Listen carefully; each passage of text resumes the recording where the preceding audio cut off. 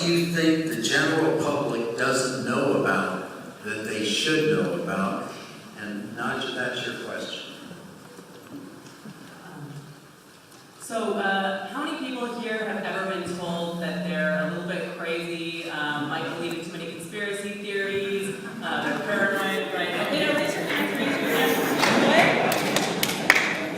You're not crazy. And in fact, the more that I do this work, the more I realize that all those conspiracy theories, so-called conspiracy theories, they're real. And I assume that probably most of the people here read the news, have heard about what's going on right now, but just to give a very brief, can you hear me?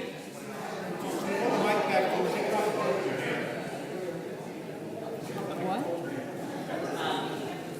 Is my mic on? Yeah. Great. So just to give you a very brief breakdown of the revelations last week, which I'm sure other panelists are going to discuss. Last week, of course, we learned about the generalized NSA spying that's going on right now. And to be very specific, there are orders, we know that there's orders to Verizon, but very likely to most major phone companies that allow the NSA to get the metadata, so-called metadata, for all phone calls that are made, and that includes domestic phone calls. And metadata can include the length of the call, the number you call, who you're calling, and actually based on some court decisions could include location from cell phone towers. So that's one piece of spying, of course, that's going on. And then the other thing that we heard about was the PRISM program. I think it's going to be fascinating to see what happens as the tech companies, particularly those located here in the Bay Area that might have slogans like "Don't be evil," get to have their say here. Right now they're under gag orders, so they can't talk about the program and what they're actually providing. And it is unclear. For those who have looked at the slides, it appears that the government has direct access to their servers. What that actually means is unclear. What information the NSA is getting is unclear. I don't want to say something that's not accurate, but I would just say keep reading the news and we will see what the full extent of the spying is. So one of the things that we heard about, of course, is the courts. I think a lot of people still have a belief that the legal system is a way to address a lot of these issues. I think a really important case everybody should know about is Clapper versus Amnesty International. This is a case in which journalists, activists, and Amnesty International challenged the FISA Amendments Act, which is exactly what is allowing the spying that's happening now. And their case was thrown out of the Supreme Court because they didn't have standing, and what that means is they didn't have the legal right to sue, and that was because they couldn't prove that they were under imminent threat of surveillance. And they couldn't prove that they were under imminent threat of surveillance because the surveillance is secret. And that is pretty much exactly what we are living in right now. So one other thing I want to mention, there was a case that came out last week, Maryland versus King, in which the Supreme Court approved genetic testing for arrestees. I will talk about that case maybe a little bit more later, but I just wanted to mention that Justice Scalia in his dissent said that he was very concerned about the building of a genetic panopticon. And he joined in his dissent with Ginsburg, Sotomayor, and Kagan, just for anybody who hasn't seen the opinion. And when all of those join together, you're getting something really bad. So we talked about the panopticon as sort of a theoretical thing, but the fact is that the panopticon is here. So we know about the NSA spying, we know some of it, we certainly don't know all of it. And the other things that are out there are equally frightening, and people don't talk about them as much. The Next Generation Initiative is another thing I would absolutely call a panopticon. This is a database that can store information including iris scans, palm prints. It can aid in facial recognition, and this is a database that is being turned on across the country without any sort of oversight from elected officials. And for those who are familiar with the Secure Communities Immigration Program, which links criminal justice databases and immigration databases, the turning on of secure communities across the country was the first step in the turning on of NGI across the country. And that information comes from documents obtained by Freedom of Information Act requests. Again, it's not a conspiracy theory, it's very real. Another thing that is in every state, in every community now, is fusion centers. These are databases, again, that are connecting different areas of law enforcement that didn't used to be connected. So if you can have, for instance, and I'm going to talk a little bit about Berkeley. Berkeley's actually very different when it comes to fusion centers, but you can have basically a report that goes from local law enforcement to your state emergency management agency, then directly to the FBI. And it can go to the FBI Guardian database, and it will never leave once it's there. That's basically a black hole for data. So I think I'm going to stop there, and I just want to say before we continue that I am so honored to be on a panel with these distinguished panelists, and thank you for having me.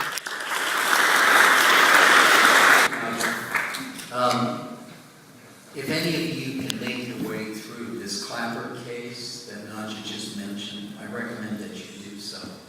To read a convoluted Orwellian interpretation of the law that actually restricts our access to court, it's quite amazing, and it's a game of judicial gotcha. I was heartbroken when I read it. It's going to be posted on Norm Solomon's website, Reads Action, I believe. Okay. Our next guest, our next panelist, Daniel Ellsberg, to answer the general question, 5 minutes or less. Daniel, the theme of this panel is vanishing civil liberties. What do you think the general public doesn't know about that they should know about? Okay, first thing to know is that reassurances by high officials, can you hear me? Yeah. Or the president himself, on the limits of the surveillance of this country, of all the citizens, reassurances on that point are worthless. They carry no information whatever. Just as George W. Bush looked the country in the eye through the television lens years ago, went and said, we do not intercept any American citizens without a warrant, That was a flat lie, and was eventually proven, though, unfortunately, without documents. Nobody got documents, and Congress was not able to get any documents. As a matter of fact, I remember one exchange from the brief hearings that came out of that. Senator Leahy asked Alberto Gonzalez, who was then the Attorney General, do you by any chance open mail? And Gonzalez's answer was, I'm not here to testify about that. And Leahy said, I understand that, that's not what we asked you, but since you are here, I'm asking you, do you open mail? And Alberto Gonzalez's answer was, I'm not here to testify about that. Now that is pretty much of an answer, actually, if you're listening, but it wasn't followed up. Congress did nothing about it. Eventually, they did what they could to legalize the warrantless wiretapping that was going on. Although, when they talk about legalizing it, they can't make it constitutional. The fact is, that's not the same. When the president says that everything we're doing here is legal and refers to interpretations of his own, of the laws that Congress has passed, like the Patriot Act, you cannot repeal the Fourth Amendment by a president or by an act of Congress.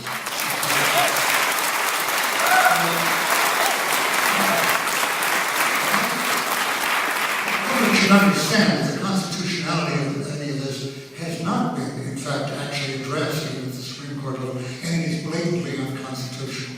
That's what Snowden now is providing us documents with, of a program that is blatantly unconstitutional. And if and when he is brought to trial, as he seems to expect, realistically, it will be an interesting question raised. It's never been raised in court. Can it be illegal, prosecutable, convictable to tell secrets that reveal crimes or unconstitutional behavior? Actually, that's never been a judge. People don't realize that, by the way. That's never been a matter of judgment, even the Supreme Court or any lower level. It's directly raised by what Snowden has revealed here. When Ron Wyden, Senator Ron Wyden now asked a similar question to James Clapper, the Director of National Intelligence, in the Senate in March, do you collect data from the telephone calls of millions or hundreds of millions of Americans? And Clapper said, no.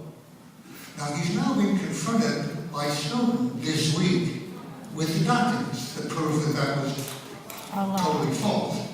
And Clapper actually was asked recently how to explain his answer.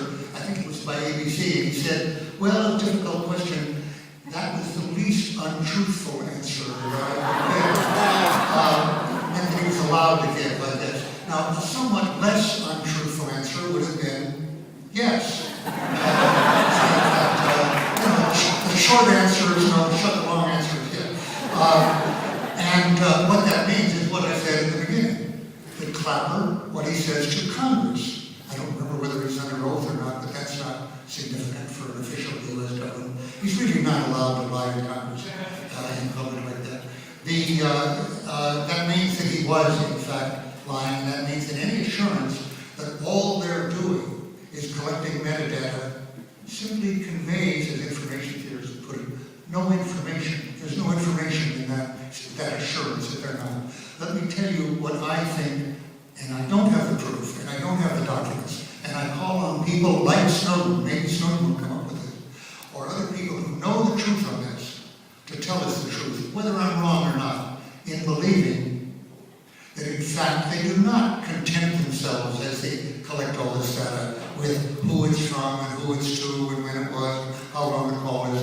I feel quite confident, I could be wrong, I feel quite confident that they are recording and storing indefinitely all the content of every email, every fax, every computer data, every like that. In other words, that privacy is not a question of balancing privacy, as the president has put it, and security concerns. He said you can't have 100% security, obviously true, and 100% privacy. We have 0% privacy right now. That's not a matter of balance. It has nothing to do with balance. And it is not required by the requirements of national security. What it is the collection of data that the Stasi, the secret police of East Germany, who call themselves the German Democratic Republic, that their motto, which in the movie The Lives of Others, that should be reissued right now, seen by every American, if possible, the motto was to know everything. They couldn't have imagined what is available now to the NSA, the FBI, the CIA, who constitute, as I see them now, the United Stasi of America.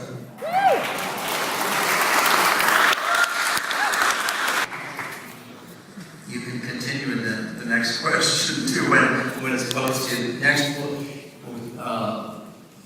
ask our panelist Birgitta Jonsdottir. Same question, 5 minutes or less. The theme of this panel is vanishing civil liberties.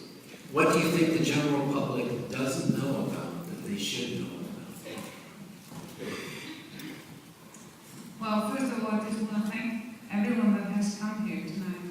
It is so amazing to see how many people care. Thank you. I think I'm just going to tell you a story. So in 2011, the FBI came into my home. Remember, I'm a so-called parliamentarian, and lots of people trust me with their private information, the people that vote for me and so forth.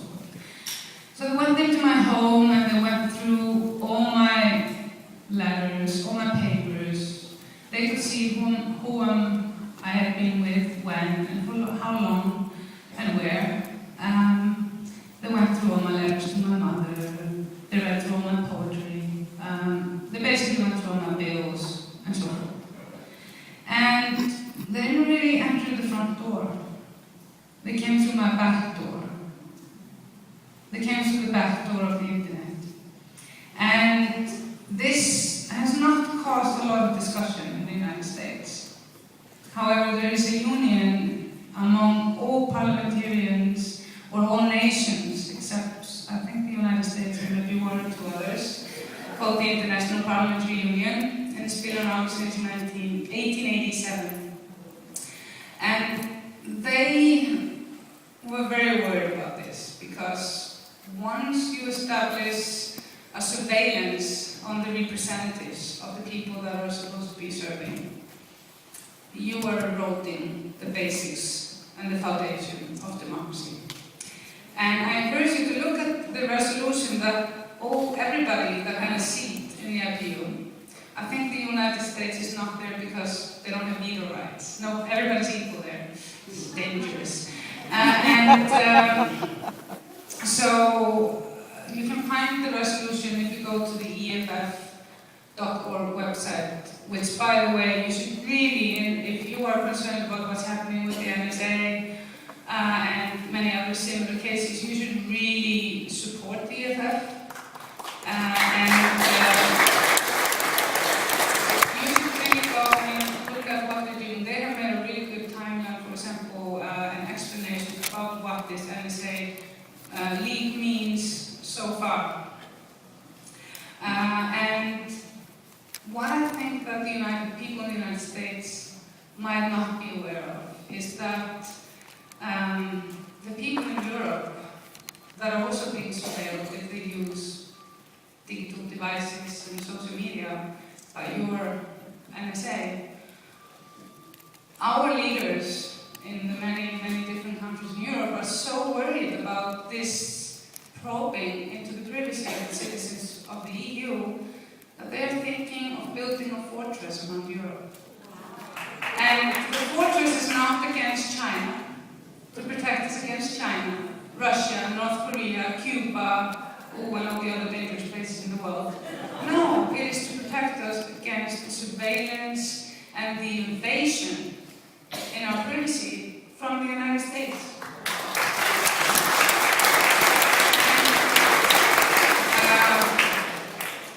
I just also want to encourage you, I'm so moved by how many incredible people I've met since I came here. I've been in the United States for about 11 days now. I've had the privilege to meet many of my heroes, including Daniel Ellsberg, but many, many others. There are so many amazing fighters here. And don't ever forget how incredibly strong you are. The only thing you need to remember to do is to just stop the trolling. Find the stuff you can agree on that is the single most important thing to do in your society.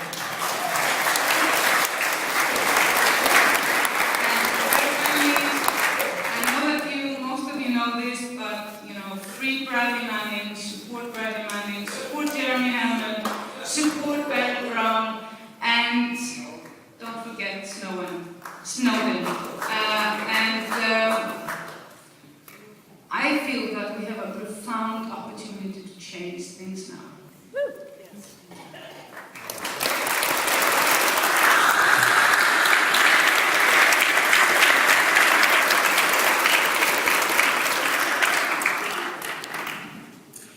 So, the last panelist, not the last, but the fourth panelist is Norman Solomon. And the question, 5 minutes or less, is the theme of this panel is vanishing civil liberties. What do you think the general public doesn't know about that they should know about? 5 minutes. The Bill of Rights is in peril, and the Bill of Rights are part of human rights. The Bill of Rights hangs in the balance, and many lives hang in the balance. It is all interwoven together.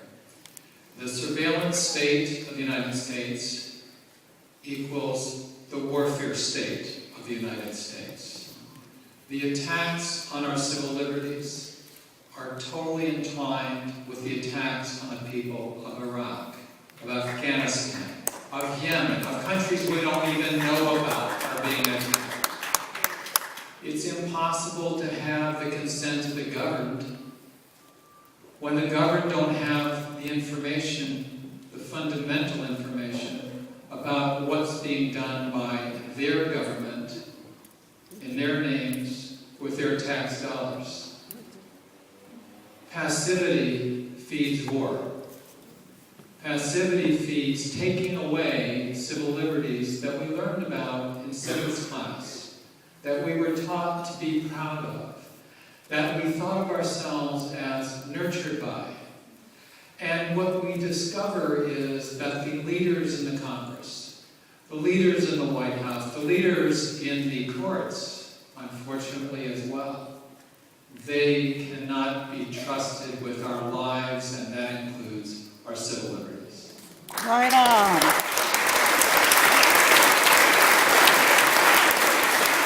And to believe the overwhelming rivers of dribble that come from commercial and supposedly non-commercial outlets like NPR and PBS is to be dissuaded from the basic understanding that just as it's not enough to plow the fields if you want to harvest a crop, that it's necessary to see the project through. It's essential to plant those seeds, to nurture, to propagate, to harvest. It's also impossible to live in a democracy that deserves that term unless we organize. We've got to organize.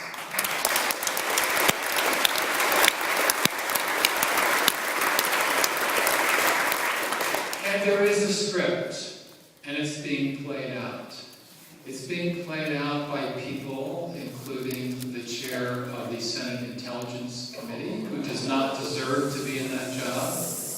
But that would be Daniel Ellsberg.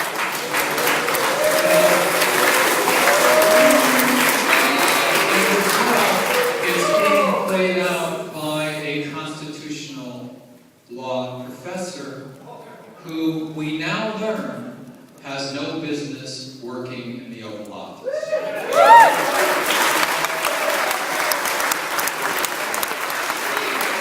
These are not new truths, but they need to be relearned and in a jiffy by us. They've been said by many, many people in many, many ways. When Martin Luther King Jr. talked about what he called the madness of militarism in 1967, he may as well have been talking about the madness of militarism in 2013, because that madness is with us just as much today. Not more. When Nobel-winning biologist George Wald spoke in 1969 at MIT across the river from his Harvard, and when he said that it is the business of our government to kill, that our government is, as he put it, in the business of killing, that also is true today. And for us to pretend otherwise, to float along on the fairy tale, to believe that we don't live in a warfare state or a surveillance state, is to enable the deception that's being used by the corporate mass media and the elected and appointed officials in Washington.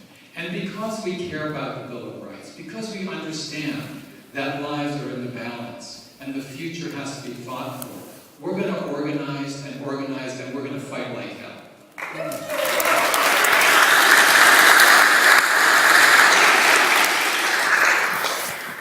So now we have individual questions for each of the panelists. And they have 10 minutes. And one of the sub-questions of this 10-minute frame here is, what can we do? And so I'm going to pose the first question to Nadia. So you're going to cover surveillance, and your specific question is, what sorts of action can people take, especially at the local level, to combat these national and international issues? Sure. Well, first of all, I want to say that I'm sure many people here have been involved in organizing, and I want to encourage everybody who is involved in organizing to treat each other well. Now that sounds like something small, but how many people here have sat in a 3-hour meeting where people were griping at each other, not taking each other seriously? Right, and this is basically why I'm on this panel, is to talk about this. Not to talk about treating each other well, but to talk about organizing. And we know that there are a lot of pitfalls, but I want to focus on the positives. And one of those is actually seeing these issues as interconnected while not feeling overwhelmed. It is very easy to look at the banking crisis, to look at your community trying to purchase drones, to look at people being deported from this country at record rates, to look at the surveillance that's going on by the NSA, to look at all these things and feel overwhelmed, and to maybe pick a sub-issue and feel like that's the most important thing. But I'm here to say that all of these things are connected. And I would encourage everybody in their organizing to treat it that way. And that means working, thinking outside the box and working with each other in ways that you might not have normally. So I just want to talk about a couple of case studies, and then maybe if I have time, I'll talk a little bit more about what I mean. So we have members of a couple of groups that Bill of Rights Defense Committee has worked with here tonight. We have members of the Coalition for Safe Berkeley and the San Francisco 99% Coalition. Could you maybe just raise your hands? Not to embarrass you, but and I guess just a little bit about my organization. The Bill of Rights Defense Committee is a national organization, but our focus is on doing this grassroots activism. As I mentioned, the things that we're concerned about, a lot of them are coming from the local level, but you are far more likely in your day-to-day life to encounter an Oakland police officer or a Berkeley police officer than you are to encounter an FBI agent. Unless perhaps you're Mr. Ellsberg, but the point being that local law enforcement is very much involved in this surveillance as well. And what can you do when things are very far away, they seem very hard to change? You start at the bottom. That is what has always worked. And you start by cutting the feet off of the surveillance giant. And that's happening at the local level. So I just want to talk about these case studies really briefly. I mentioned San Francisco.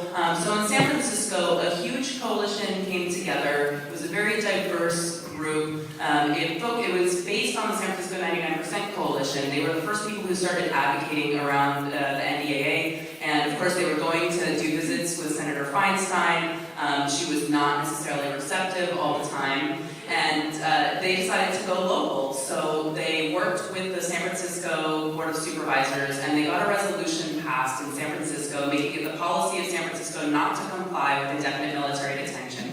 And I want to say that matters because for anybody here who knows the story of Fred Korematsu, he was arrested by local law enforcement, and he was held at 850 Bryant before he was shipped off to an internment camp. So it does matter what your local law enforcement is doing. It does matter what your policy is in your city or in your state. And that coalition that worked on that, as I said, based on the San Francisco 90% Coalition, but a lot of groups joined. The Japanese American Citizens League, the National Lawyers Guild, Council on American Islamic Relations. It was people from a huge array of communities that supported that resolution. And for those who don't know, AB 351 in California actually just passed out of the House nearly unanimously. There was one vote against it. And this is a bill that makes it the policy of the state of California not to comply with indefinite military detention.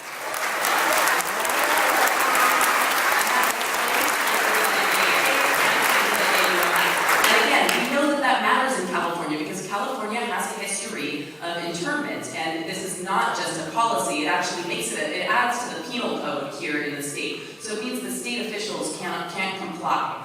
And again, we know that when we're seeing this kind of suppression of political speech, when we're seeing surveillance, that local and state officials do assist in it. And I just want to again put in the plug. So AB 351 was sponsored by a very, very conservative member of the House. He has policies that I personally absolutely find abhorrent.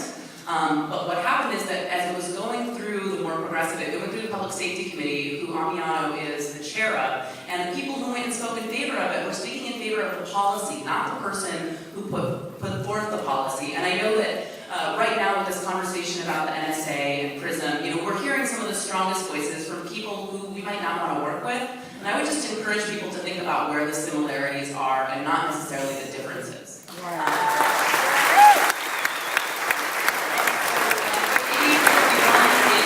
It has yet to go through the Senate, and I can almost guarantee you that the governor, he really loves vetoing things like the Trust Act last year. So I would strongly encourage you I actually have sign-up sheets outside for BORDC, and Art over there has sign-in sheets as well. If you want to get updates on what's happening with that, or get involved in any of the local groups that I'm mentioning, please sign up. So the other success story that BORDC had the honor to be involved with was here in Berkeley, actually, the Coalition for Safe Berkeley, and I think I saw Sharon back there. I don't know if maybe she sat down. The Coalition for Safe Berkeley, again, it's a very diverse group of people. So it includes National Lawyers Guild, NDAA, MLN, which is a Salvadorian political party. It's people with varying interests, but what they did is they came together around a set of policy reforms with the Berkeley City Council. So they weren't just fighting for a change in the secure communities detainer policy, which would make it so that Berkeley Police Department isn't helping to deport people from this community. They were arguing for that. They were also asking for a change in criminal intelligence gathering policy, so the Berkeley Police Department wouldn't be infiltrating protests and, again, passing on information that would probably get to the FBI. They also organized around the Berkeley Police Department trying to get an armored vehicle. Did anybody hear about that? Which, by the way, is money that comes from the federal government and encourages all sorts of ridiculous equipment purchases, such as drones in Alameda County, because that's exactly what we need to solve crime problems in Alameda County, right? Is a drone. So they came together around these policies, and then they also came together around a policy that affected the way that Berkeley Police Department would share information with the Fusion Center. And again, the Fusion Center here in California, in Northern California, is the Northern California Regional Intelligence Center, so the Fusion Center, again, shares information with the FBI, shares information with the IRS, it shares information with immigration, and the way that that information is gathered right now is this completely made up, really non-legal standard. It's a set of behaviors that are supposedly indicative of pre-operational planning. And you can ask any attorney who's familiar with these standards, they're legal garbage. They don't mean anything. The legal standards that we have are probable cause and reasonable suspicion of criminal activity. These are not those standards, and they allow law enforcement to write down what people are doing and then share this information with a database that is then shared across the country. So the Berkeley, the Coalition for Safe Berkeley changed the policy here in the city of Berkeley, and now, in order to transmit information to the Fusion Center, the Berkeley Police Department has to actually have reasonable suspicion of criminal activity. Now, that sounds small, but I want to tell you that the kind of reports that we're seeing are, I've seen some Public Records Act requests that have come out of these fusion centers, and you can look at them, and I would say about 80% of them are suspicious-looking Middle Eastern man driving a van, young man wearing baggy pants and a hoodie sweat, exactly what you would expect, basically. These are systems that are basically designed to allow racial profiling. And here in Berkeley, you don't have that anymore. You actually have the reasonable suspicion of criminal activity standard. This is the only community in the country that has that standard.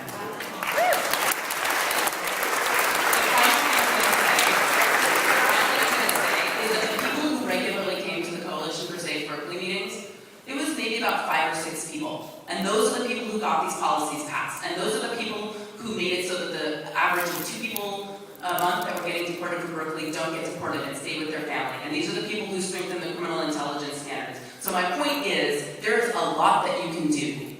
You don't have to sit down, you don't have to be idle, you don't have to be scared, you can take action, and you don't have to have 100 people. You can have 5 or 6, and you can make a difference.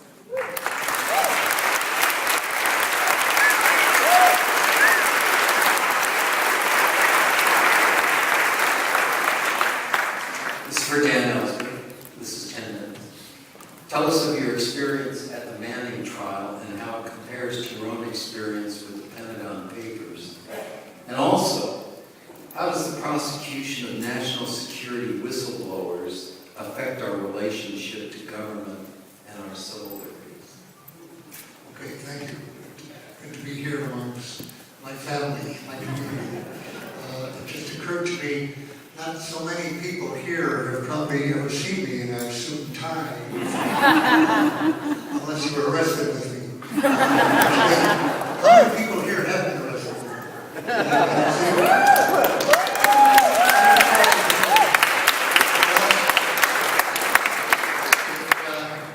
It's not too late. You won't get when it comes to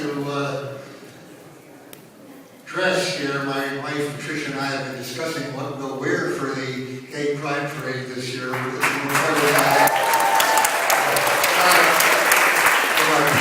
pink buttons here. You're all invited. There's cards out there for to join the contingent for the People's Grand Marshal. Right on. Bradley Manning, the LGBT theater. I was just told that while I was in this trial last week, that the Gay Pride Board Committee met again and again confirmed their decision of his election as Grand Marshal, which shows, I'm sorry to say, that it's not enough to be gay. Justice San Francisco's own Dianne Feinstein shows that it's not enough to be a woman. She's still the chairman of the Senate Intelligence Committee, which just pronounced Snowden as a traitor, as she certainly would have called me if Daniel Ellsberg came out at this point. She's a traitor. And then Snowden, of course, fortunately has shown that to show real civil courage and benefit your country at great personal cost, it's not necessary to be gay. He's even a recovering white male straight person like myself. Somebody that can really make me proud again to be an American, which hasn't always been easy in the last dozen years. And these are people, Brad Manning, people here, and most of the people down, all the people in this audience would say, show that. Now, at the Bradley Manning trial, I knew that I wasn't going to be able to speak to Bradley Manning because when I was last there at a pre-trial hearing, and I had a break when the lawyers were all in their secret session, which happens constantly at that trial, what amounts virtually to a secret trial. I went up to him and tapped his chair and said, "Hi, Bradley, I'm Dan Ellsberg." And before he could turn around, I was yanked out of the courtroom by two big guards. And the head of security at the base, they were going to throw me off the base, and said, you know, it's against the rules to talk to the defendant. I said, really, where are those rules? He said, well, they're posted right there on that big board. There are about 14 rules. No smoking marijuana in court. They were very comprehensive, but I didn't see anything about speaking to the defendant, I said, pointed out. He said, well, it's implicit. Like the secret laws that the FISA court, you know, with secret interpretations and all that, secret rulings. And actually I said, you know, implicit, I was on trial facing the exact same charges as Bradley Manning, on and off for 2 years, and people spoke to me all the time. He said, the fact is there are people who don't like Bradley Manning. And I said, well, I hate to say it, but there really are people who don't like me. Obviously, I'm sure Dianne Feinstein, not only John Mayer, is one of those. The fact is, a lot of people, I've just told out here, a lot of people are saying, why should I care about their listening to everything that I do, saying where I am, you know, total coordinates on everything. I have nothing to hide, is the answer. Really, a lot of people do say that. And at first they say, as long as it's used only to catch terrorists. Well, our Constitution was not written to be executed by angels, actually, and to give any humans, whether they're Republican or Democrat or third party or whoever, fat chance, but that kind of power, that kind of knowledge to blackmail every individual in the country who has, as somebody, Louis Benny put it, 280 million Americans, everybody who isn't in a hospice or an infant, who deals with any kind of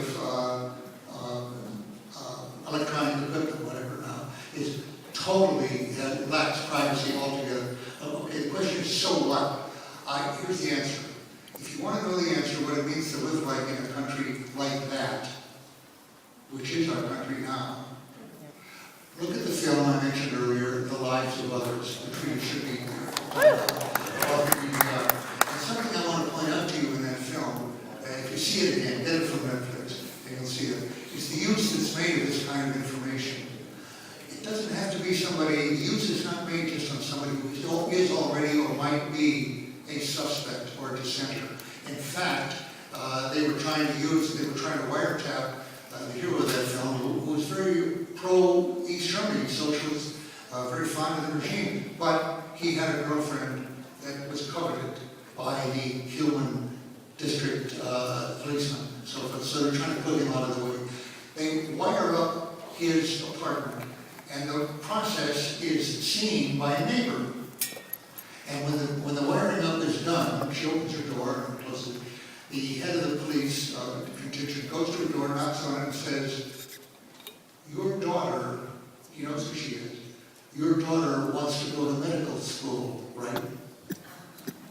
Not going to happen if you talk about what you've just seen. And a little later, she's helping, actually, the hero, who is a dramatist type, tie his tie, you know how to tie a tie. And she ties his tie and she doesn't tell him. And eventually it turns out that his lover, who's an actress, has been told by the secret police, who covers for that actor, if she ever wants to act again, ever wants to be on a stage again, she will be an informant, telling them the information that's not electronic, not written down, in bed, in the bathroom, in the fields where they happen to be walking, whatever, and she does, and commits suicide. What I'm saying in the end, when she's found out, what I'm saying is that this kind of information in the hands of our government, where it is right now, not only applies to every journalist, every source, every congressperson, everyone like Eliot Spitzer, governor of New York, who was brought down by exactly this kind of resentment. It applies to everybody that they may want to become an informant. Anyone, children, parents, relatives, whatever. So you become a nation of informants like East Germany, and you become a democratic republic like the German Democratic Republic. And that's what we've been on the way of becoming. That's with the power that they have right now. We are a turnkey away from a tyranny in this country. This is not a police state, or we wouldn't be here in this meeting. We would be in detention. We certainly wouldn't be allowed to say that. But it could become a police state almost overnight. The entire infrastructure has been laid for it. The constitutional basis that would stand in the way has been waved away by a succession of presidents right now. When I mentioned Dianne Feinstein, I mentioned a symbol of the fact that the notion of oversight in this country has become a fraud, a hoax. The same is true of this court. When our president says, "Don't worry about this program," it's been shown to be lawful by our lawyers, like Berkeley's own John Yoo, YLO, who happens to be a constitutional lawyer like Barack Obama, a scholar. And I think, by the way, I have to say this, and this is not a joke, as far as I can tell, of the same view, the same ilk, the two of them. So being a constitutional lawyer is not enough either. By the way, it doesn't mean that you can't be courageous and a free person. Glenn Greenwald is also a constitutional lawyer.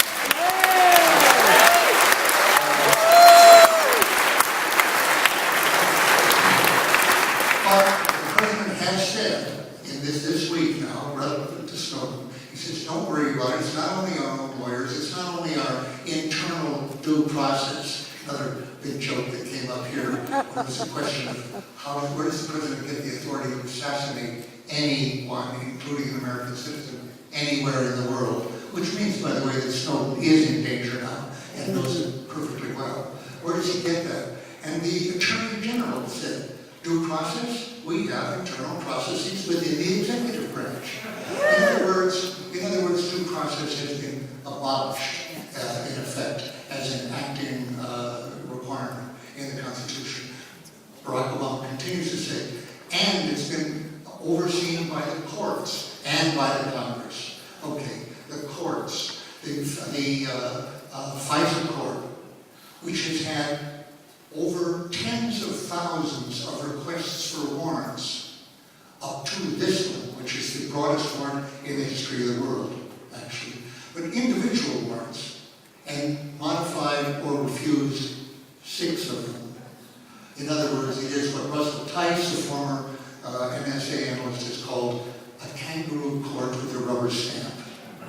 So the notion of an independent judiciary here ruling on this is a mockery.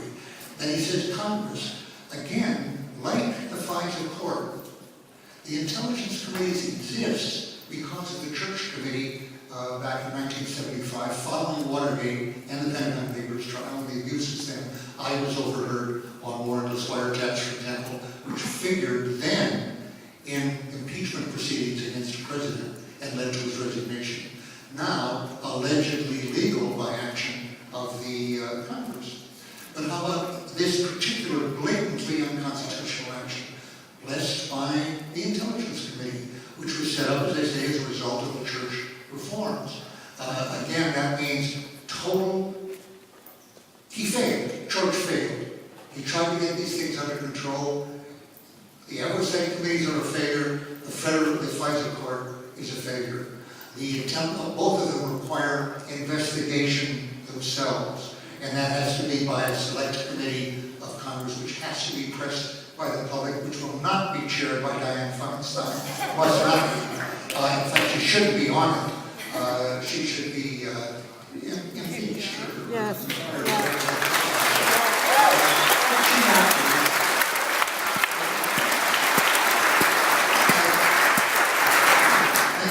She won't be.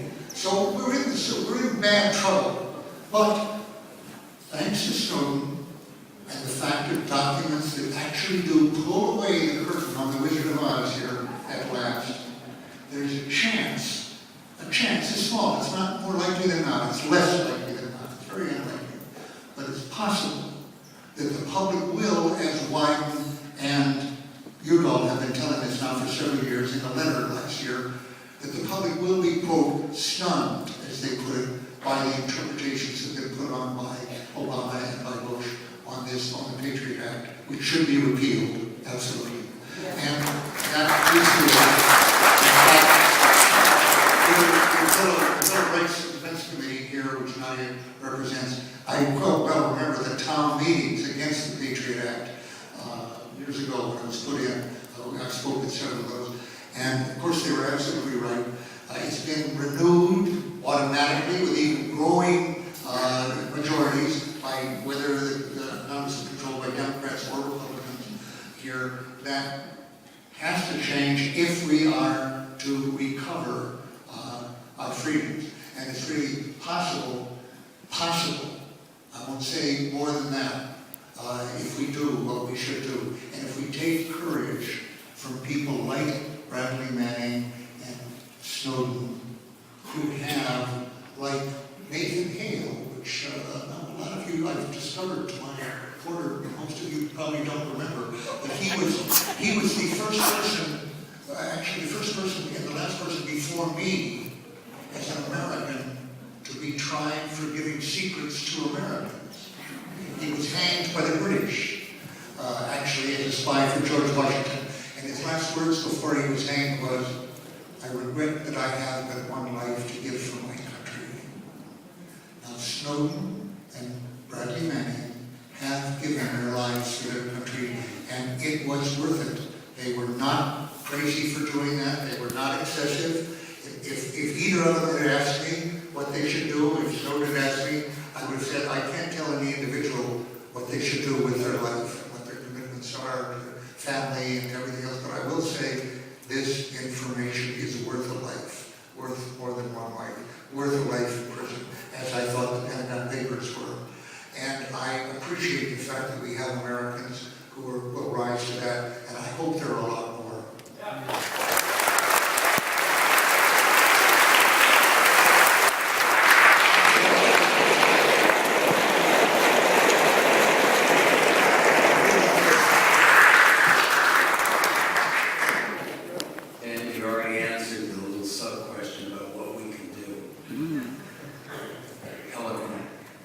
Birgitta, your question, and you've traveled the world on your own without a powerful organization, without a powerful website. You've been in many, many different areas and advocate for freedom. So your question is, what were your concerns in becoming a plaintiff litigant in the NDAA case? How does the state of civil liberties in the United States affect the rest of the world?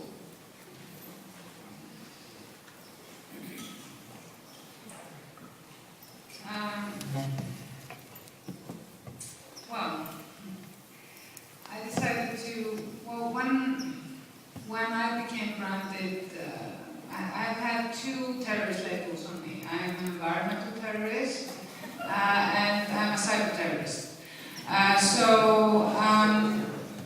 Because of that, and it wasn't just some people that said I was a cyber terrorist for being an active volunteer with Wikileaks, and it so happened that around the time I was a part of it, all these huge leaks came in. You know, I had no idea that would be happening, but I would still have done it, just to make that clear.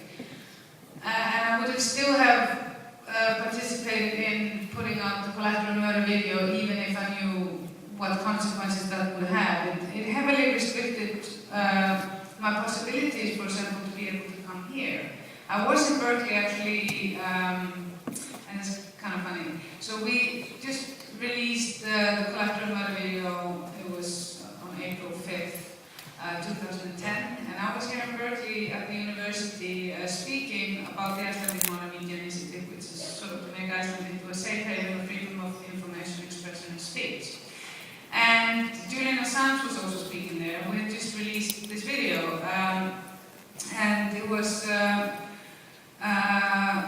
last time I could go to the States, because after that the cables came and the Afghan warlords and the Iraq warlords. And I wouldn't want to encourage you actually to go, even if it's sort of forbidden in the United States, if you hold any sort of public office or civil servant, to read the stuff that's revealed on the Wikileaks website. You can even end up in prison if you forward leaks that are being published on Wikileaks, like Barry Brown, who incidentally was digging very deep into tripwire, which is one of these things that is also a part of this matrix of the NSA.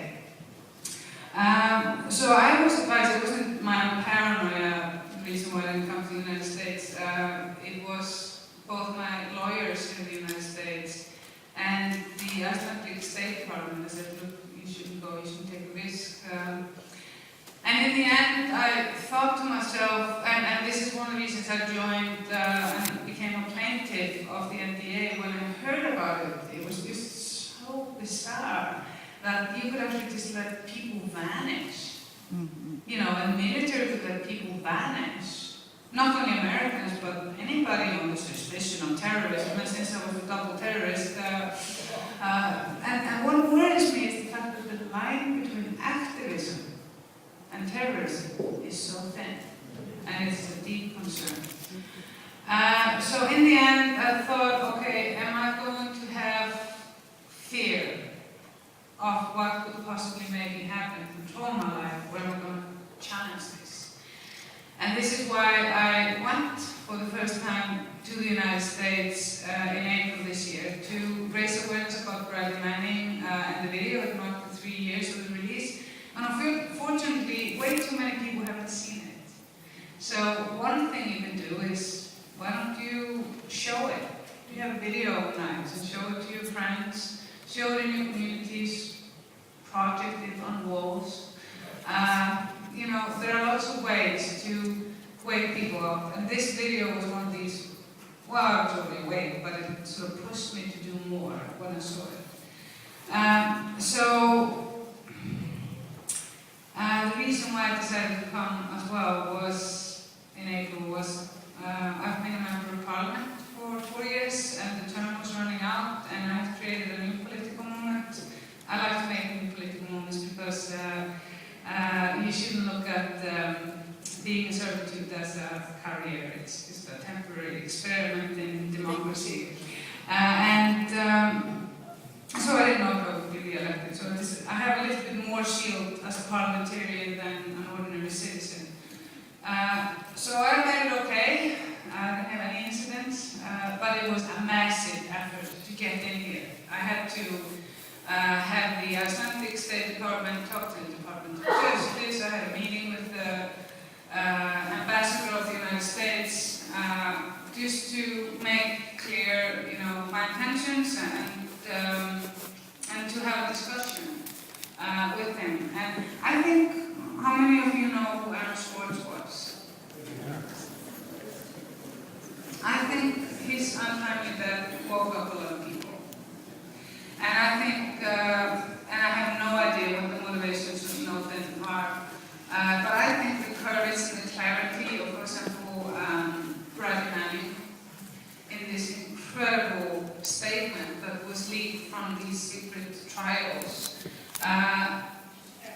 been an incredible experience, at least for me. And if you haven't heard it, seek it and listen to this young man. If people brand him as a terrorist, as a traitor, as an enemy of the state, they are American.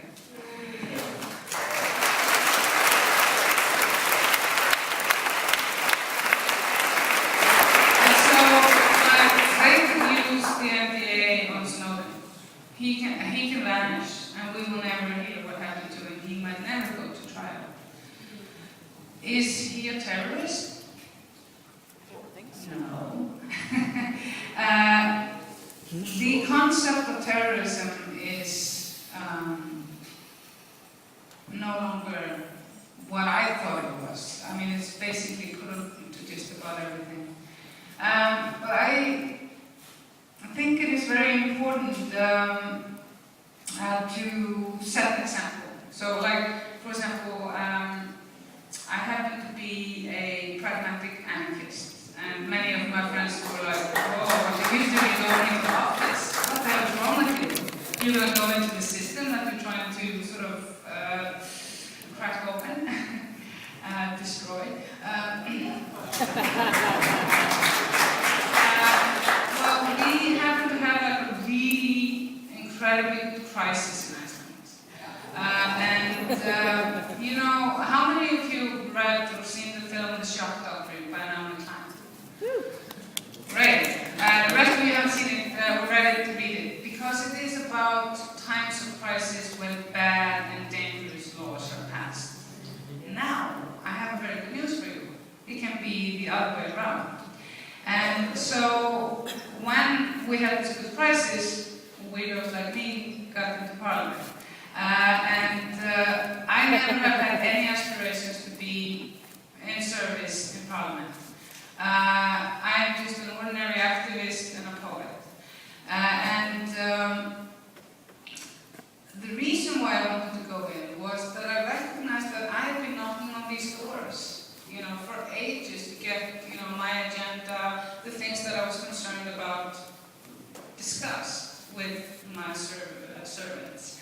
And that I mean is the representatives.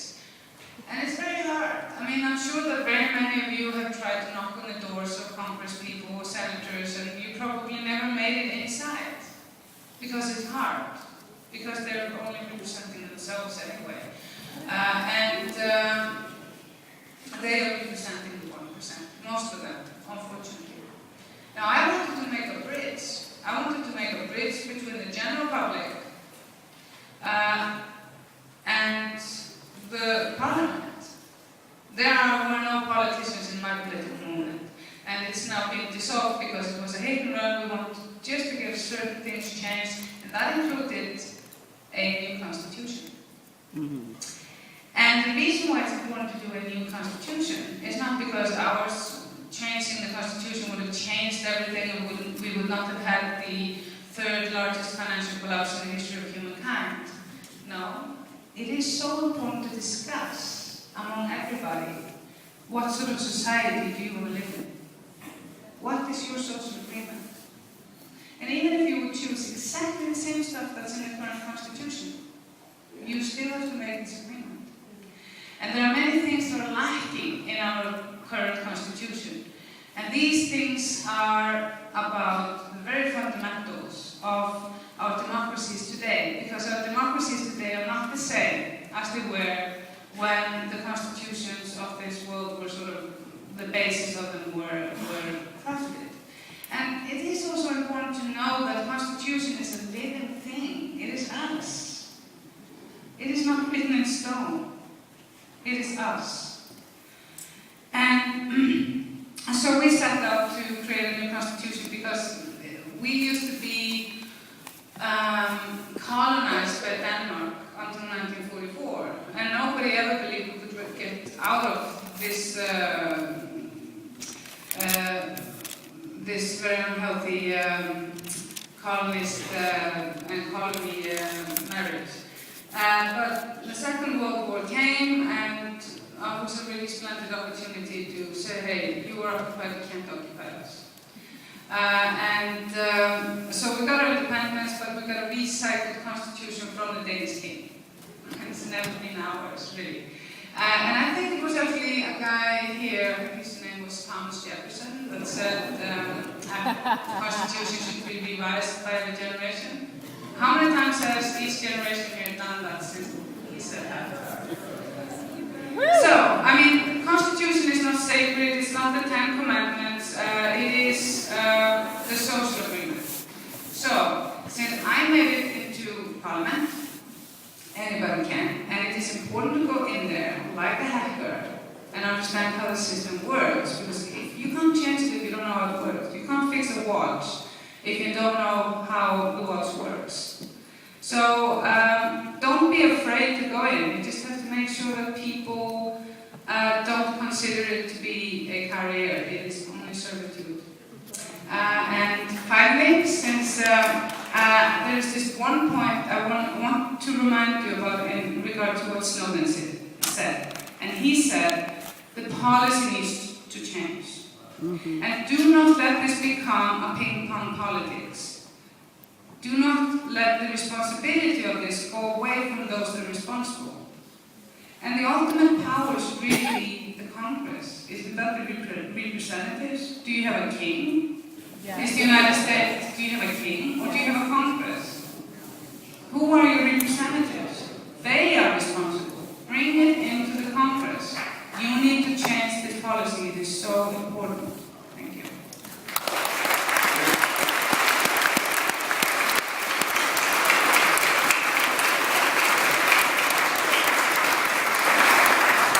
Our fourth panelist is Norman Sullivan. What role does the media play in the disappearing of our civil liberties? And I'd like you just to touch upon the petition for Bradley Manning for the Nobel Prize. I was having a conversation a little earlier today with someone who was pointing out that we live in a blend of 1984 and Brave New World. And if you read the introduction that Aldous Huxley wrote to the later edition of Brave New World, he said that lies are powerful, but even more powerful is silence about truth. And our mass media, with some blessed exceptions, engages in that deception of silence. And we have seen the vilification already move into high gear towards Edward Snowden in the last 2 days, just as we have seen it in the last years against Bradley Manning. This is a reflex of stenography for the state rather than authentic journalism. This is a default position of the dominant aspects of the means of mass communication in this country. And that is the bad news. The good news is that we have very vigorous and strong means of communication that are not tethered to the corporate government state. And we have this opportunity to enliven and strengthen those means of communication and to use them to organize effectively.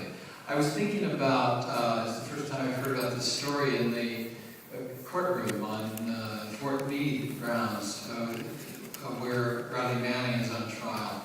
And it made me think about how so much is implicit.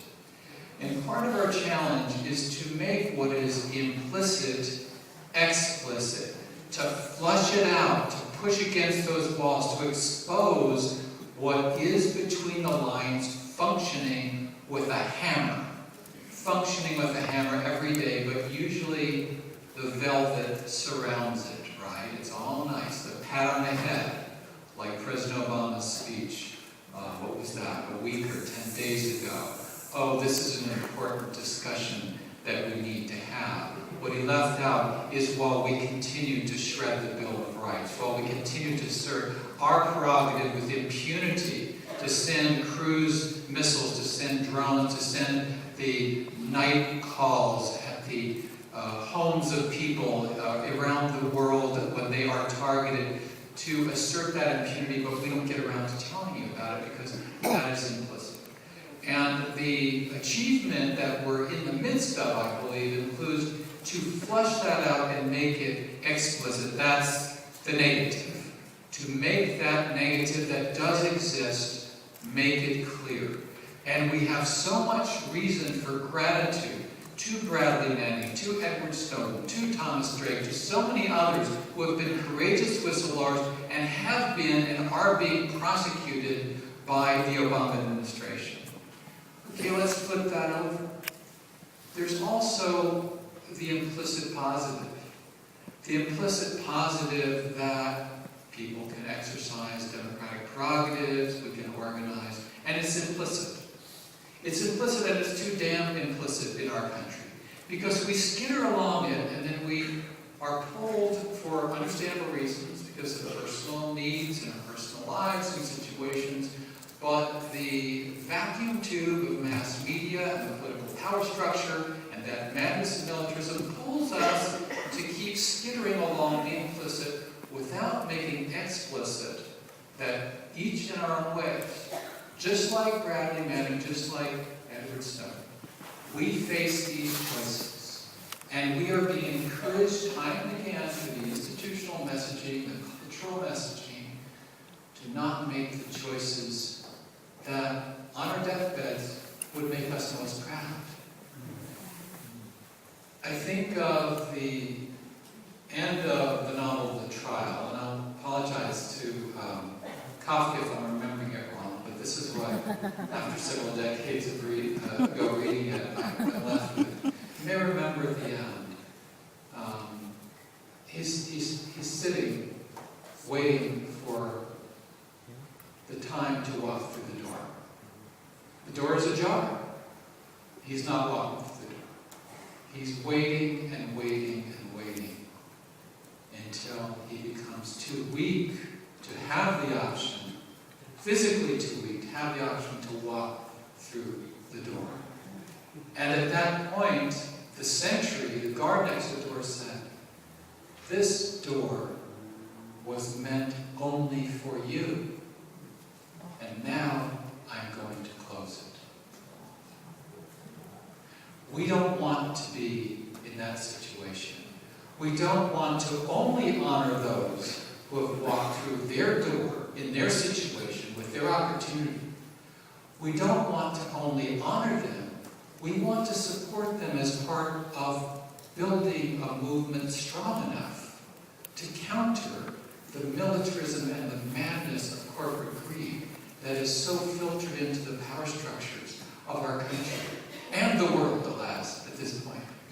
And that's where the information flow, the analysis, the passion, the polemics are also important, and the capacity to mobilize our strength and our power. And it's understandable that living in this country, we would maybe be ambivalent about power. Power has been used to such horrific ends so often. But pardon the cliche, but it's very real. There is an honorable tradition and capacity that has been called power to the people, right? And that is our hope. And so what is happening now with Bradley Manning and with Edward Snowden, I think, is in so many ways an opportunity. And that includes organizing. And I'd like to say a little bit about the capacity to galvanize support for those two individuals at this time. A couple of years ago, Jeff Cohen, who founded the Media Watch Group Fair, and I co-founded rootsaction.org out of the belief that we had a lot of information flow, but we had an atrophied, undeveloped action arm for progressives in this country, particularly when it comes to the military-industrial state. And so at this point, I can tell you that not only is Roots Action growing and growing very fast, but in the last day and a half, Roots Action's sponsorship of a petition headlined "Thank You, Edward Snowden" has gathered more than 30,000 signers. Yeah.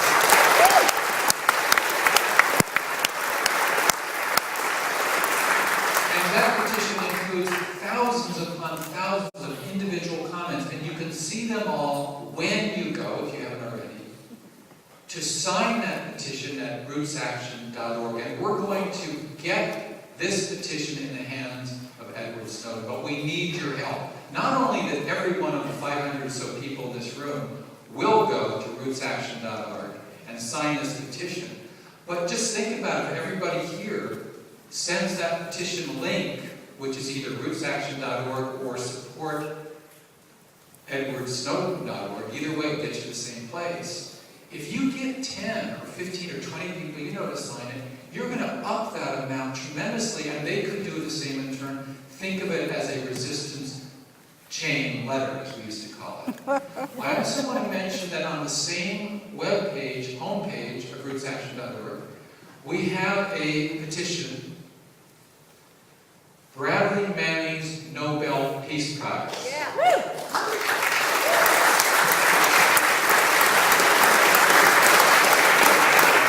We now have 70,000 signers. And that petition will be delivered a little bit later this summer to the Norwegian Nobel Committee in Oslo. We need your help to make it a bigger petition. Yeah.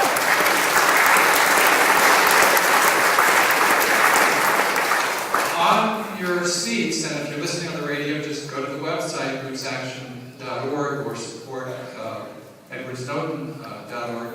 But on your seats here in the room, it's one of the half sheets you got says Roots Action at the top, and it has information again that you can share with others about both of these petitions. Now, it is not just a petition, because everybody who signs that becomes part of our action arm of resistance to the warfare state. Through that process today, Roots Action has more than 300,000 people as our action arm in this country. And we're just getting started. Now, I'm not talking about the people who came and went, who signed a petition but then got an email and they thought, oh no, you're supporting Bradley Manning, and then they unsubscribed, and believe me, some people did. I'm not talking about the people who signed some petition and then got another email from us after they signed, and they said, oh no, you're being critical of President Obama, and they unsubscribed, and they did. I'm telling you that more than 300,000 people have come to rootsaction.org and have stayed. And we expect by next year we're going to have more than 500,000. We are already the largest online force in support of Bradley Manning and Edward Snowden in this country. And I'm asking you to make our strength even greater.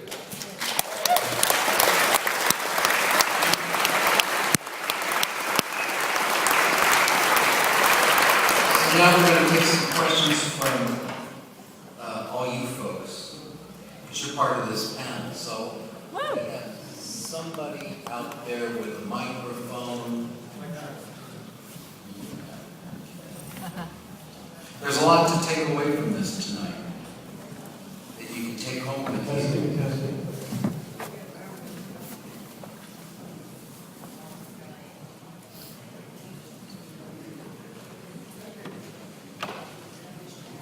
I have two questions for the panelists and wish to answer with the brief. First of all, I believe... One question, sorry, just one.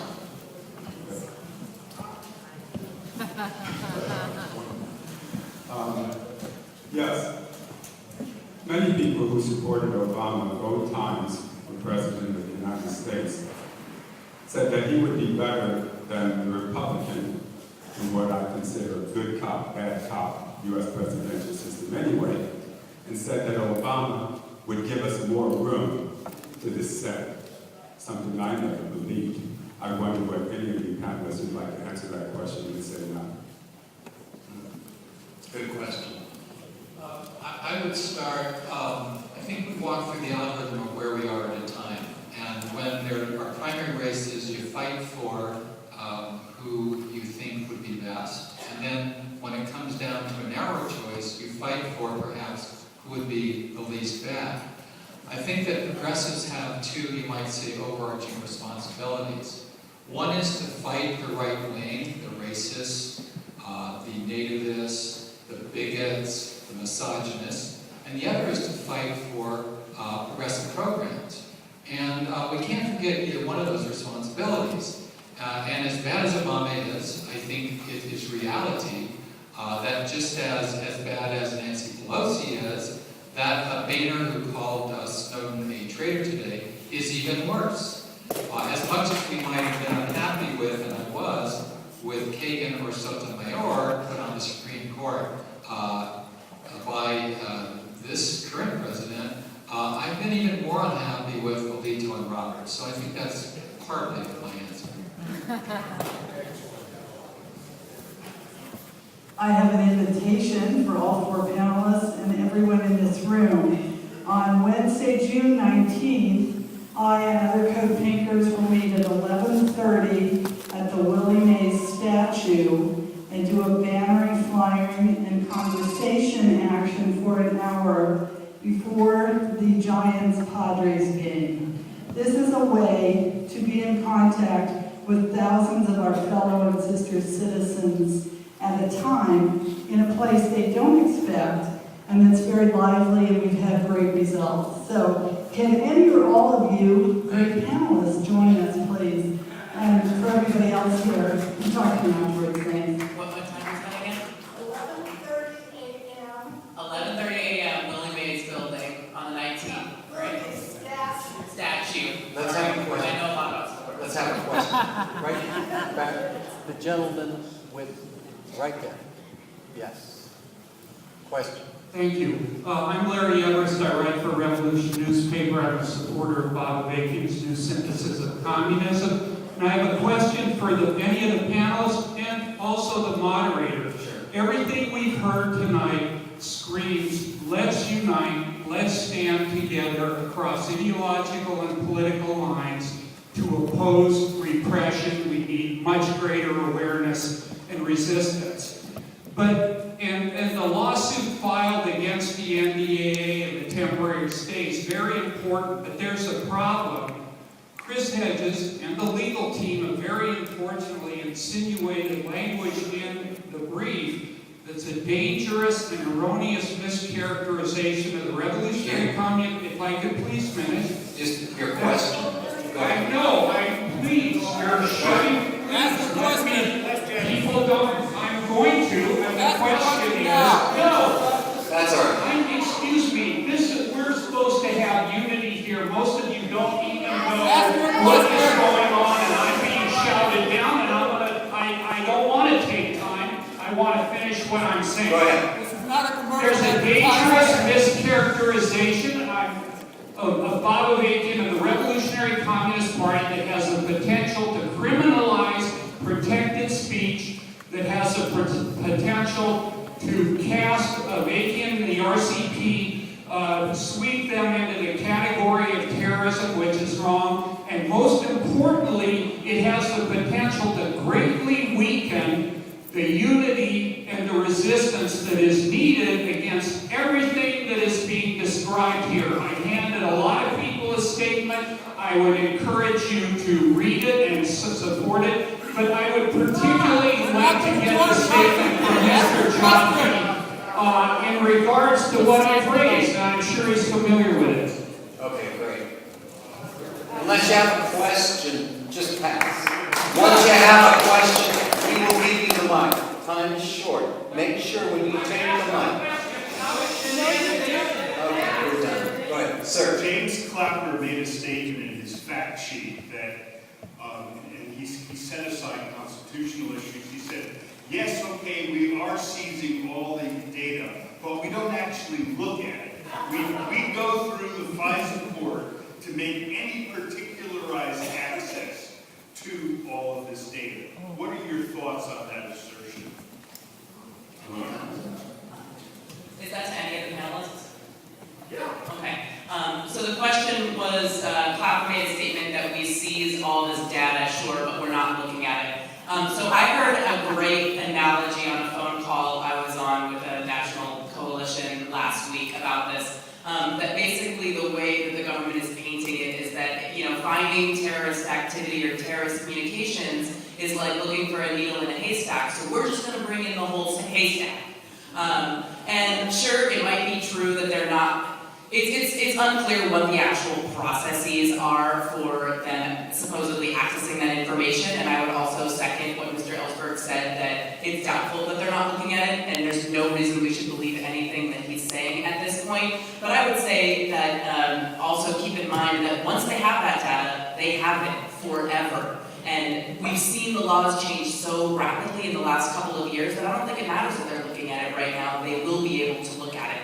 And I just wanted to, I know this isn't an answer to your question, but I just also wanted to remind everybody that the the congressional recess is coming up in August. So we've talked a lot about things you can do today, and I would encourage everybody to make direct visits to their representatives while they are in town. So just remember that coming up in August. I have a question of the two attorneys on the panel, and that is there anything that we can legally do with all these public officials who are sworn to uphold and defend the Constitution? We're not doing it instead of trashing the Constitution. Is there any way we can get them for treason, put them on trial, get them impeached? Next, who's the president? I'd like to just answer that very briefly. We see a broken Congress. We see broken laws coming out of Congress. We see an incredible lack of oversight, neglect by Congress. We see the court jurisdiction shrinking. So we're going to have more and more people like Brad Manning and Snowden come up from our ranks. So what can we do? We can volunteer. We can form. We can be in solidarity with each other. We can stay conscious. We can take home tonight that colloquy between the judge and the U.S. attorney. It worked, okay? We can use the lower courts, the federal courts, the trial judges. That's still working. That part is working. Even if they dismiss the case, they have to defend it. I've seen the DOJ move back in the NDAA case. I've seen them change positions, okay, visibly. So we do make a difference. We just have to stick together. Our little tiny synagogue that has never taken a political position in its life allowed us to be a co-sponsor of this event and help make it happen. How? Yes. How do we unite the ordinary people, like the people in our synagogue? How do we unite people? How do we bring them together? How do we make this group quintuple? How do we do that? I have yet to hear a way that we have for reaching out to ordinary Americans who don't understand. Okay. Yeah. I think you've heard a lot of instances tonight of tremendous heroics by individuals. That's a good question. Dan, you want to answer that? Yeah, go ahead. Okay, so we all understand that our systems are broken. You know, we are all aware of that our democracies are not functioning. It's more like dictatorship with many heads. And I hear this echoed throughout the world. It is not only the people here that feel it, we feel it everywhere. And the reason is that when we were creating our systems, there was a lot less of us, and our world was not so completely interconnected. Everything is without borders. So I would suggest, like when we were making the Icelandic Media Initiative, which is a separate law cherry-picking all the best functioning laws in the field of freedom of information, expression, and speech, is that you crowdsource more with others. There are some countries that have, gotten really good hacks into how to give the general public more access to their own hub. We can learn from each other. You are not isolated, and it's not hopeless. It's just so important that you remember that, because every time I speak to people from here, they feel it is impossible to hack into the system because it's just these two big parties. It is not hopeless. If we, no one person in here is going to have all the answers, but if we crowdsource our knowledge, it is not hopeless. Beautiful. Let's take from this side. How do we get the genie back in the bottle? How do we get? Did everybody hear that? What is the genie? Which genie? What's the genie, sir? That's a good question. Genies. The How genie. do we put an end to the surveillance state? Let me say, this is overwhelmingly a political problem. It's a political issue. The media media often try to portray this as a technological Frankenstein that can't be stopped because that's progress. But as many, including Herbert Marcuse, said decades ago, you can't analyze technology outside the context of control and power. And so let me go to 19th century Frederick Douglass. He said, power never concedes without a demand. It never did and it never will. And he was quite a good predictor, because here we are in 2013 and still power will never concede without a struggle. So the genie per se may be, well, a interesting metaphor, not the best one, because it's about how well we're going to effectuate actual democracy, because that's the only hope.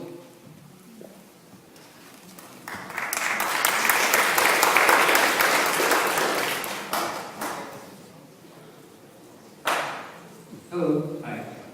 My name is Derek Zarda. I'm from originally from Lawrence, Kansas. Moved out here a few years ago to San Francisco. So happy to be out here in front of all you people here tonight. My question is, what examples, analogies would you suggest for the social media generation, my generation, and a lot of people's generation, who are so accustomed to just clicking like or clicking share and the job is done, and how to try to crack this concrete wall of apathy and disillusionment that a lot of people who might leave here today would say, that sounds like a great idea, it'll never happen. My fear is that too often I hear that nothing will happen to galvanize us until it affects the silent majority, and by then it'll be too late.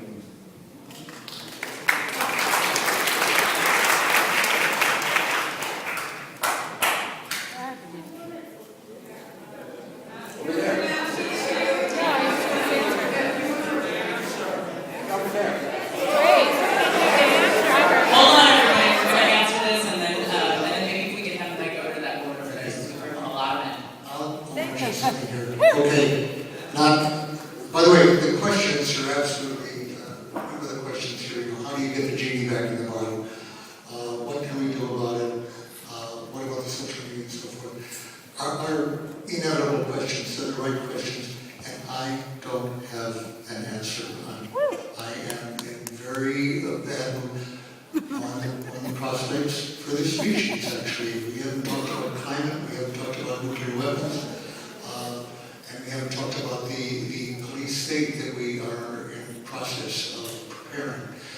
Well, we have talked about that, but how to get away from it. I wish that I could tell you do this, do that, and I really can't.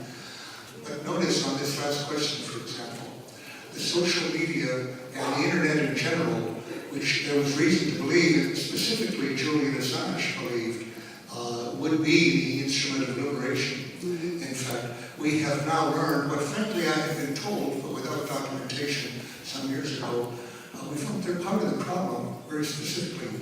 Specifically Google, Facebook, Amazon, Apple, all people, Facebook in particular, everything like that, have in fact become part of the arm of the intelligence community, essentially. If their material is with their consent or not, they're denying it, by the way, that it's with their consent. I think that's a lie, basically, simply. But whether it's a lie or not, there can be hardly any question that the incredible amount of information that they've got about each individual now is at the disposal of the U.S. government right now. And that's what I was saying earlier, the United Stasi of America, the Google and the other things are part of that. And if you look at Julian Assange's latest book, which almost no one has done, by the way, Cypherpunks, which came out while he was in the Ecuadorian embassy, he's extremely pessimistic about the part of the internet revolution in which he was part of. And the fact that it serves the government surveillance more than it does us. Now, we've of course seen the other potential. We saw it in Tunisia, we saw it in Egypt, where the social media were, in fact, performed the liberatory function that was hoped for by WikiLeaks. And by the way, when people say, what did Bradley Manning achieve? As a matter of fact, mention two things here. Without his revelation of atrocities that had not, by state cables, that had not been prosecuted or investigated by the public, by the government, Prime Minister Maliki found it impossible to grant immunity to American soldiers if they were to remain. Now, Barack Obama was trying to negotiate and expected to negotiate through keeping at least 10,000, and maybe many more, 20 to 30,000, in Iraq. But he couldn't do it without immunity from atrocities, which unfortunately they committed at a foreseeable rate on that. And since Maliki, given the Manning revelation, could not allow the mayors to stay there with immunity, they had to leave. So when the gay pride community says we can't give an honor to someone put in harm's way, any American troops, ignoring, of course, who actually put hundreds of thousands of American troops in harm's way, not Bradley Manning. They're ignoring there would be 10,000 American troops at least in Iraq right now in harm's way without that revelation for which he's standing trial.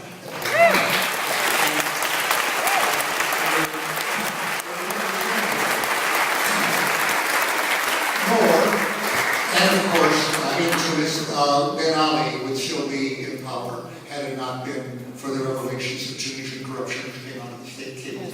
The Egypt, which followed that immediately, the Occupy, and the Occupy movement in this country, which took inspiration from Egypt entirely. So there is a possibility that telling the truth can have an effect. No guarantee, and spreading it around to your neighbors through the internet in a way that the mainstream media do not permit, does have a possibility, and sometimes at great personal cost, as paid by all these people. I'll tell you one thing that gives me hope about the Snowden revelations right now. We've had the revelations and the torture of the Manning again revealed, that we were turning people over, which was illegal. And the order that the troops were given not to investigate was an illegal order. It was obeyed by everyone but Bradley Manning. He's put on trial because he disobeyed that illegal order. That order was under Obama, which is to say an impeachable offense under Obama, no question. The Libyan invasion, without even a pretense of consulting Congress, we're talking about oversight of the Constitution here. Again, obviously an impeachable offense for which he is going to be impeached. But the truth-telling is available to us even through these compromised parts of the government, like Google and Facebook. And it's up to us to make use of them in the purpose of liberation. Yes.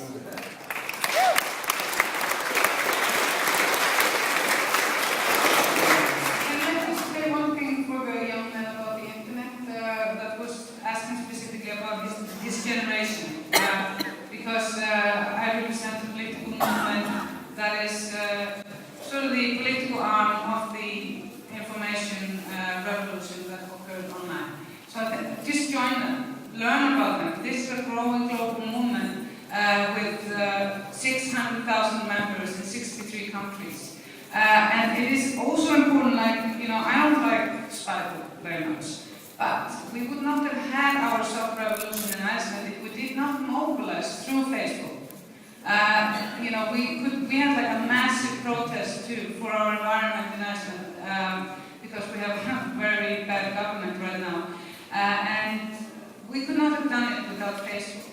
So there are ways to use it, but I have made a call, and I challenge all the geeks that are in here. I challenge you to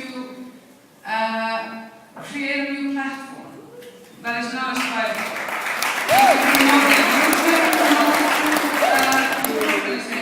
So, and I have challenged a huge software company that is very much for people like us, and has been doing lots of stuff for example, Code Pink and Democracy Now, and to help promote this, to use their resources to do it. So I see hope. I think it is so important, even if it's so overwhelming, it just feels like you can't even go in the park anymore because there's some little mosquito drones listening to what you say. That is what they want. They want us to be afraid. But let's be in love.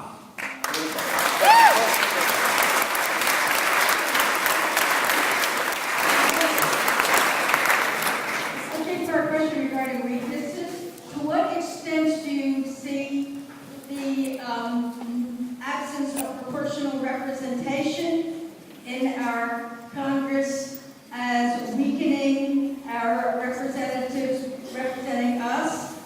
what extent do you see the nationwide mayoral conference to break up Occupy, which you admitted they all got together, decided to do it all at once, as weakening our ability to organize for direct action? And to what extent do you see Blackwater/Z/Academia as a threat to our civil liberties as a paramilitary arm of the government? That's a multi-question. ABC. Norman's gonna take it. I don't know if we have, Bob? Very quickly, if I get roll through those in reverse order. Corporate power and sleaziness and also government repression and violence, unfortunately, that is part of the terrain, especially when social movements gain power. Let me jump to the first. The U.S. Constitution has inherent structural flaws, to put it mildly. California has the same representation in the state as Wyoming. That's absurd, no slur, to Wyoming. So that's just the beginning, but we can't engage in magical thinking that because so many countries in Europe are blessed with proportional representation, that we behave as though that was true in the United States. It is not.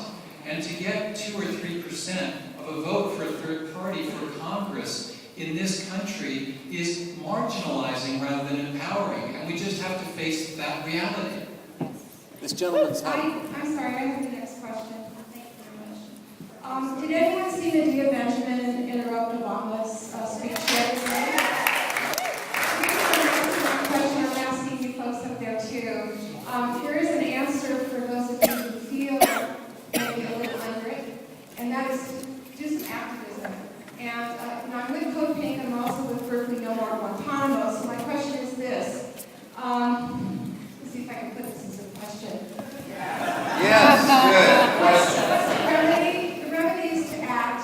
We have Dirty Wars showing on Friday night at the Shattuck Cinema. Come to that, and you will hear about some activism that you can take.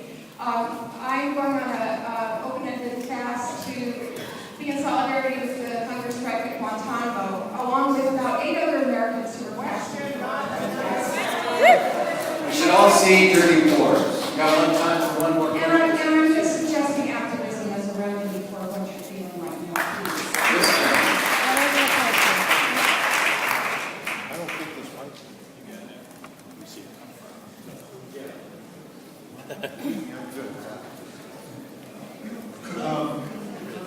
The earlier question. This gentleman. Yeah. It's all right, go ahead. No, do you have a question? Yeah. Then this is the last question, and we'll have closing remarks. For the last 11 or so years, the United States has been under the implementation of a program called continuity of government. I'd be willing to bet that virtually nobody here has ever heard of it before. It was implemented on September 11, 2001, and it has been renewed every single year. It was nearly exposed during the Iran-Contra affair. What's your question? I'm getting to that, if you don't mind. I would like to know if any member of the panel is familiar with continuity of government, and if not, may I ask you, please find out everything you can about it. Okay. It was implemented on September 11, and it has been re-upped every single year You since. said that, okay. That's a good question. So, we're going to have, should we have closing? I'll make a comment. I couldn't hear, I have to get help here, but I believe you're talking about continuity of government. That's correct. Okay, I'm very glad you raised that. It's extremely unusual. I won't go into it tonight. I urge people here to look up on Google. Even though I use it all the time. I haven't figured I had any privacy for a long time. Anyway, look up continuity of government on Google, COG, capital COG, continuity of government, and it is, I think, the least understood aspect, the thing the public most needs to know, and I will sum it up by saying, I think that the continuity of government is a government concept. It's an executive order which basically calls for martial law or martial rule under many circumstances, including the civil disobedience, civil disturbance of various kinds. It started out as how to rule the government after a nuclear attack. But that has been extended now to anything like whether it's Katrina or an anti-war movement or such as if there was a movement against war with Iran, anything like that. Essentially suspending the Constitution. And I believe, in fact, that Cheney, and who is, I believe, a domestic enemy of our Constitution,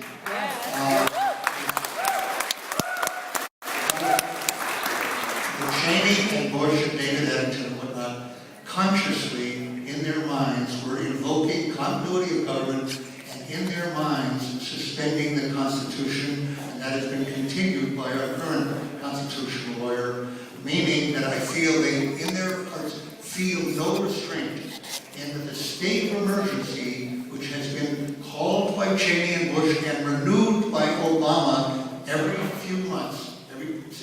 Look up state of emergency. You can find it's no secret, except that the classified annexes of it are secret, including from the Homeland Security Committee, as Peter DeFazio found out when he tried to get them.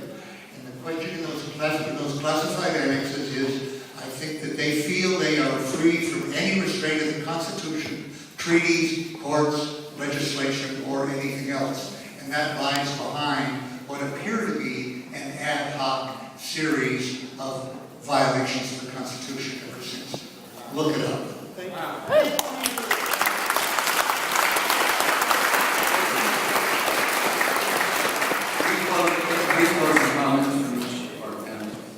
Yeah, so we are just winding up. I just wanted to encourage everybody. I know that you've heard a lot tonight, and oftentimes when I go to events like this, I feel scared, I feel concerned, I feel like I don't know what to do. And just remember that every single panelist here tonight gave you options of ways that you can take action. I know that I had some sign-up sheets that were circulating around. There's, I guess, some more back there. If you want to get involved in local coalitions here in the Bay Area that are working on the NDAA, drones, other issues, then please sign up. Also, AB 351 is still going through Congress, and I guess the last thing I would say is, never stop educating yourself and don't stop educating other people. Take everything that you learned here tonight and share it with those around you. That is the only way that we are going to see any change, is if we have an educated populace, something that we are severely lacking right now. And I say that as one of those young people who sometimes feel disaffected.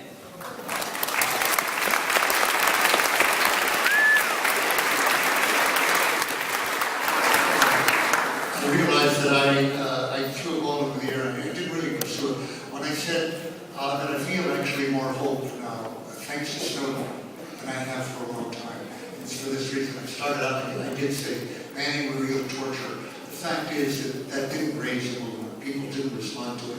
It's torture of other people over there, that sort of thing. Civilian casualties, which he showed, 20,000 more than had ever been reported over there.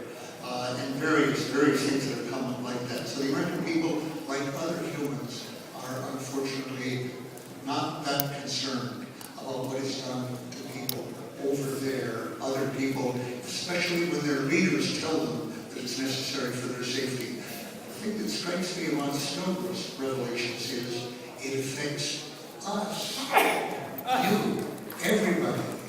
And the fact is, it occurs to me that even though something like half the country may feel that it's all right for the government to be having all this information on them, about half the country doesn't feel that.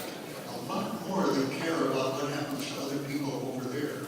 So I think we have actually a moment that we could possibly draw on to get people concerned that they themselves aren't being oppressed in their daily lives by this amount of information. The question of Constitution, I think, is raised by this as it almost never is. We're waging a war against Articles 1, Section 8. It should be a major constitutional crisis, but it hasn't been. But the Fourth Amendment, I understand there's going to be a march, for example, on July with privacy again, look it up. I won't put what is the Fourth Amendment. But one piece of history here, I mentioned the Church Committee of 1975. An amazing forecast the Church made was the first investigation of the NSA. What I want to say is, unless we somehow bring the National Security Agency under some kind of democratic control, and not by the Feinsteins, and not by those people who are simply co-opted by the process, here's the prediction that Church made, which I'm afraid, well, which is a challenge to us. In '75, he was on Meet the Press, and he said the results of his first and only real investigation of NSA, and he didn't use the words because they were secret. The existence of NSA was basically secret. So he just said our intelligence agencies. No such. They used to say NSA stood for no such agency. And that was true. People didn't know. He said America's intelligence gathering capability at any time could be turned around on the American people. And no American would have any privacy left. Such is the capability to monitor everything, this is Church in '75. Telephone conversations, telegrams, it doesn't matter. Notice how anachronistic that is. There was no fax, there were no personal computers, no email to intercept, none of this other stuff. They have it all now. There would be no place to hide if this government ever became a tyrant, if a dictator ever took charge in this country. The technological capacity that the Intelligence Committee, NSA, has given the government could enable it to impose total tyranny. And there would be no way to fight back, because the most careful effort to combine together in resistance to the government, no matter how privately it was done, is within the reach of the government to know and to deal with. Such is the capability of this technology. One last paragraph. I don't want to see, said Church, this country ever go over that bridge. I know the capacity that there is to make tyranny total in America, and we must see to it that the NSA and all agencies that possess this technology operate within the law, not the secret laws that Obama was talking about, and under proper supervision, not the intelligence community, so that we may never cross over that abyss. That is the abyss from which there is no return. We are in that abyss right now. And the question is, was Church right or wrong in saying that there is no return from it? Was he right or wrong in saying that democracy is impossible so long as we live in that abyss? I think on that point, over the long period, he was right. Is there a return? That's the question we have to find out. Yes. And I wish I had a clear answer to give you, but that's our challenge.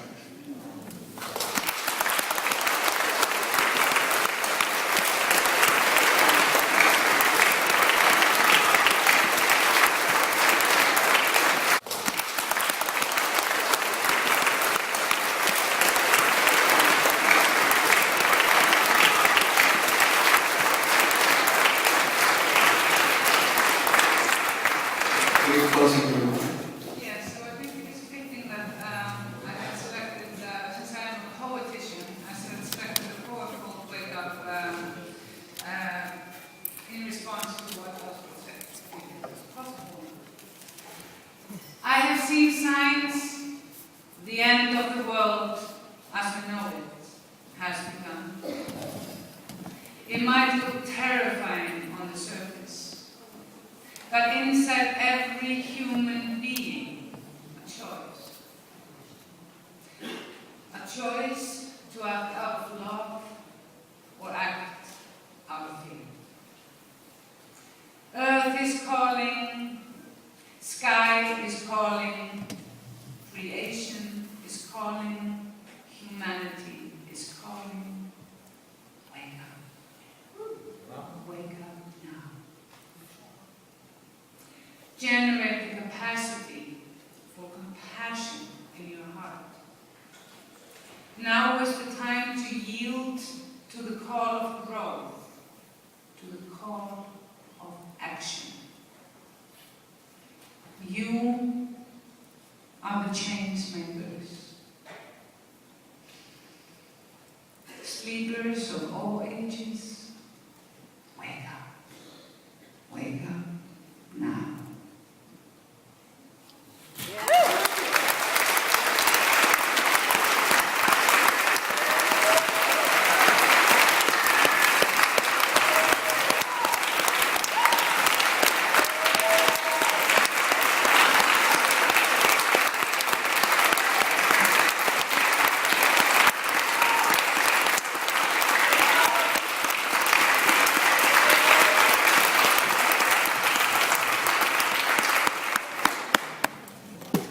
Whether or not you spoke tonight, you are part of this forum.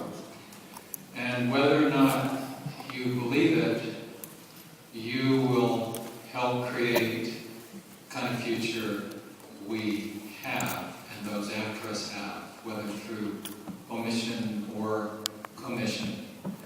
And part of the challenges we face is always to hitch our idealism, if you will, our spirits to the practicalities, what we sometimes call the nuts and bolts. And on the latter note, if you haven't filled out that half sheet so we can stay in touch, please do pass them to the center aisle. Anna has a basket here, she can pick them up.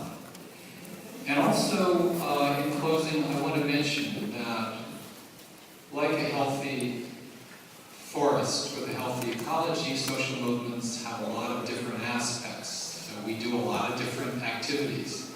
One of them does involve electoral work. I believe the most effective is to be building capacity to re-elect people under threat if we want to, or defeat them and put somebody we believe represents us or can or will in their place. And so on that note, since we're in the East Bay, I want to close by sharing with you a statement that I obtained today by calling the office of the representative of this East Bay area, Barbara Lee.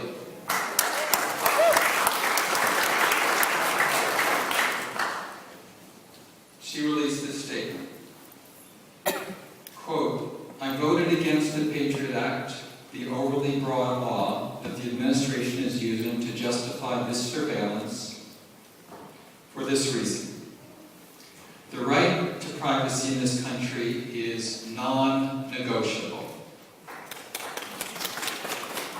We have a system of checks and balances in place to protect our most basic civil liberties, and while I believe that national security is paramount, we must move forward in a way that does not sacrifice our American values and freedoms. Unquote, a statement issued by Congresswoman Barbara Lee. Now, I would say good news is that she issued this statement. There are a couple of bits of not so good news. Nearly a week after the revelations broke, courtesy of the great heroic patriot Edward Snowden, this is the only statement that Congresswoman Barbara Lee has issued on the subject, and I think it could be said she may well be the best member of Congress today. So she needs your help, if you're a constituent, to tell her thank you very much. You just got started. We need a lot more from you, and we need it now. And let me mention that in the Bay Area and around the country, this is one of the best, one of the only statements of this sort made by any member of Congress. So we need, wherever you live in the Bay Area and wherever people are living in the country, to demand that we have representation to defend and support the Bill of Rights instead of the silences, the lethal silences, and worse, that we get from members of Congress. Yeah.